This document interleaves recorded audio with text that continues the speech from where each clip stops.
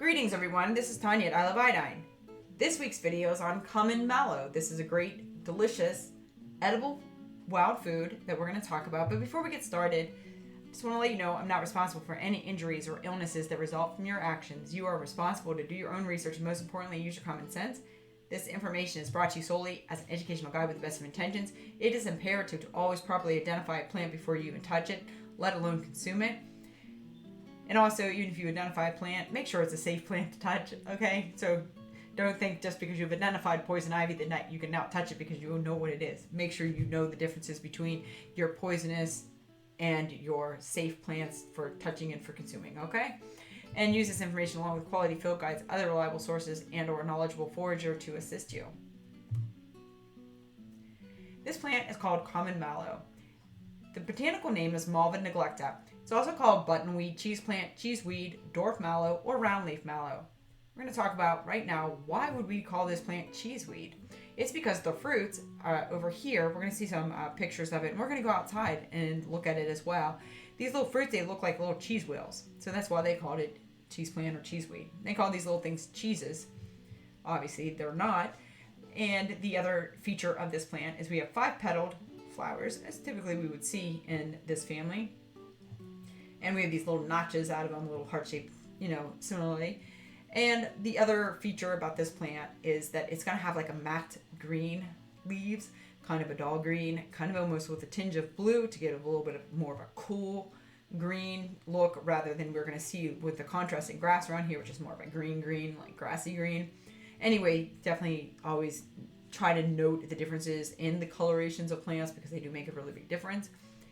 And as stated, this is a non-native, so it's been brought here. Now, we hear the name mallow, you might think that maybe reminds you of marshmallows, the little, confectionery things that we roast over campfires. Well, actually, marshmallows were made from the related plant called the marsh mallow, which was the mallow plant that grew in the marshes. Now, the reason is because these plants are mucilaginous, which means that they have that kind of, if you think about okra, if you're familiar with that, it gives that thickening kind of thing, and it's very beneficial for a lot of reasons. Like medicinally, it's very soothing through the throat and to the GI tract and to the stomach. So that's a good point of use for this with respect to medicinally.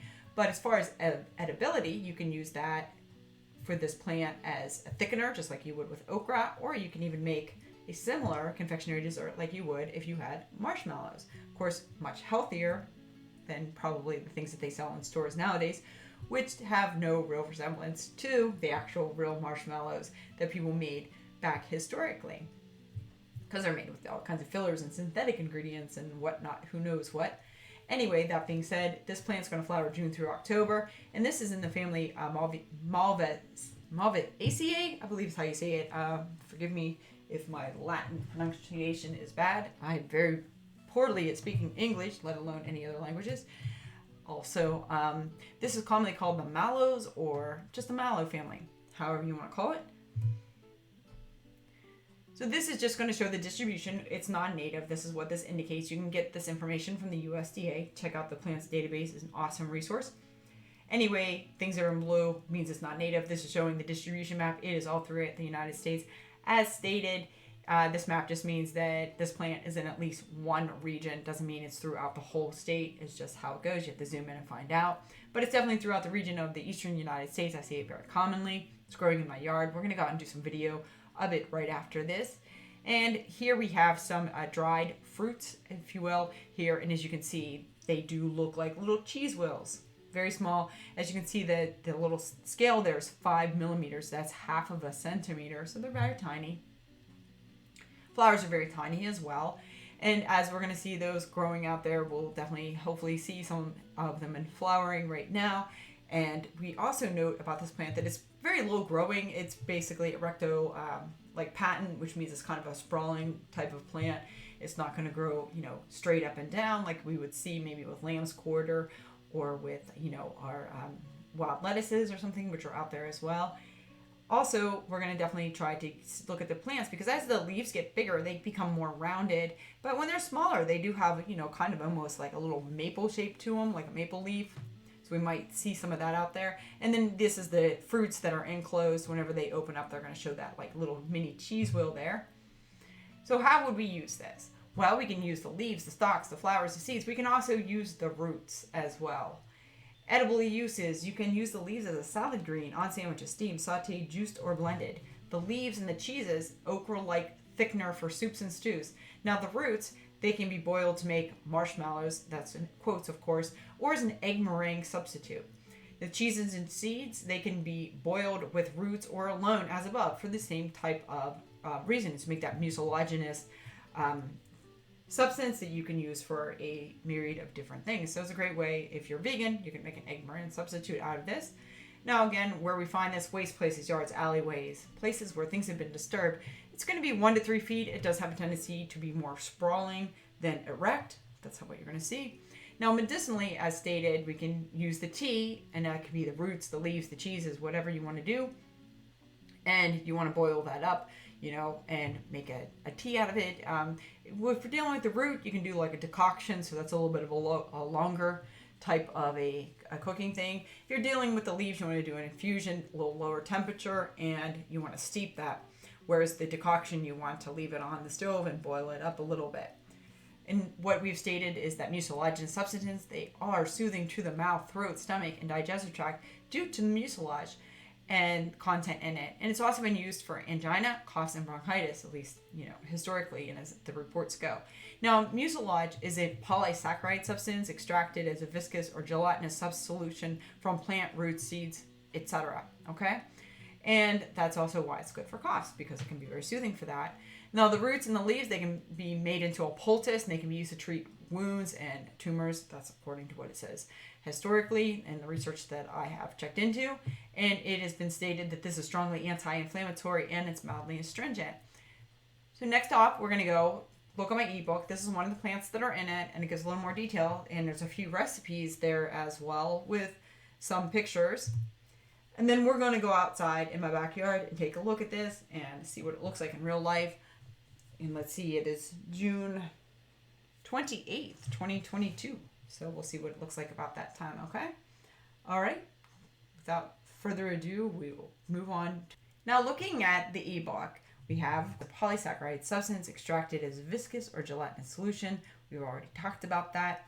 Now, it's non-native, but it's definitely welcome here due to its beauty, deliciousness, high nutrient value, and medicinal benefits. Again, stated it's in the Mallow family. It's an herbaceous annual plant, so it's going to come and it's going to go. Again, yards, gardens, along roadsides, alleyways. Up to 2 feet, typically, can be 1 to 3. It's just kind of going to be more of a spreader. And it is going to be spring through early fall is basically when we're going to want to get the leaves and the cheeses. Now, the roots can be harvested. You want to get those to late summer to early fall, get those out of there. Basically, as soon as the leaves die back, that's really when you want to get it. Now, you could get those any time of year, too. Don't worry about those type of things. If we're in a desperate situation, we got to take what we can get. Now, edible parts, all above ground parts, of course, and the roots as well. We talked about using it as an egg meringue substitute or making marshmallows, and the leaves as a salad green, etc. Now, of course, summer is the best time to collect leaves, cheeses, and flowers because obviously they're not around any other time, so obviously would not be a very good time to do so. Now, medicinally, we talked about that. Now, again, a tincture can be made from the roots that can help, they state, in treating tuberculosis. That is air quotes on that. I don't know. I've never treated tuberculosis, and I'm not a doctor. Take that for what it's worth. And again, it's closely related to the marshmallow, which is the Malvaceae officinalis. Again, that officinalis just means it's used for medicinal purposes type of deal. These were in the same genus at one point. Again, things do switch in the botanical world. Don't, you can always check it out. There's also synonyms as well. As an egg waste substitute, what you would do is you would cover the well-cleaned common mallow roots in filtered water, bring to a boil, and simmer until mixture becomes thick. Then you would strain out any leftover root. You would mix the thickened liquid with sugar or maple syrup, and you have to obviously figure out, the ratios that work best for you, the sweetnesses that you prefer, and then you dollop on parchment paper, and you can bake in the oven at 350 until golden brown, or you can dollop on silicone sheets and dehydrate at 115 degrees until dry. That's going to take a little bit longer, obviously, but it's going to keep it raw if that's what you're into. But again, it wouldn't technically be raw anyway, because of the fact that you're boiling it anyway. So it's up to what you want to do. I'm not going to be a person that's going to have a preference either way. And then you can also use a liquid in the meringue recipe as an egg white substitute, and making angel food cake or something like that, and then bake it as directed, or top pies with it. You can also use an egg substitute in some vegan recipes as well. Of course, the results will vary. There's other substitutes you can use for eggs in a lot of recipes if you don't consume them. Now, in the Middle East, they use this plant a lot. It's actually very common to consume this. So what they do is they use leaves and they saute those up. They add some onions, add a little bit of seasoning, and there you go. And it's really nice. And there's a attar, which is a really nice Middle Eastern spice. Very delicious. So if you can get that, put a little bit on that. And also this is going to pair well as a side dish to some hummus and pita. So again, just think on those for a little bit, and we're going to go outside and check it out and see what this plant looks like in the wild. The wild meaning my yard. Now we're out here in my backyard. So we're going to check out some common mallow that is growing right here along the steps. It's going to grow along those type of things. It's going to grow basically anywhere it can get a lot of sun. And as we see, it is definitely more of a spreader. It's a little bit, has a little bit of upright, but we have it going all the way over here. Looking at the leaves, we can see that they are matte green in contrast with some of the other ones surrounding it. And it does have a little bit of a cooler green look to it. We're going to look at the flower, and we're going to look at the cheeses, and we're going to take a good look at the leaves so you'll see about what this would look like around this time of year. Now, this one's a little dried out, unfortunately, because it has been rather dry. So not exactly the best time to get it, but this cluster here would make a nice addition to some greens. And there's some other places where it's growing around the yard. As you can see the lobing of the leaves. And if we can get down there and get some of the flower going, then you can see that. Again, it's starting to get to the phase where it wants to go into the fruit. And we have a little bit of time before that happens. Probably a day or two. Usually these things happen very quickly. But what we do have is a lot of cheeses. Now this is what I'm going to go and collect, soon. Because this is what I'm going to want to boil down to make that mucilage. So you can see these fruits down there. They do look like little cheese balls, don't they? Now again, these are really, really small. I mean, this is my finger. And that's the cheese rolls. Yes, I get it. I need to probably do my nails. Anyway, that being said, I hope that this has helped with your identification of seeing this plant up and close. I mean, you do have a lot of hair on it, and it gives an idea about the size factor and what you're going to be seeing it growing with. Just as a side note, what we have here, we have some mock strawberry leaves. These are not real strawberries. They grow upright here. This one looked good yesterday, but it is all dried up because it didn't get enough rain. And there you see that little yellow flower. That is the yellow flowers. Real strawberries have white flowers. Mock strawberries have yellow flowers.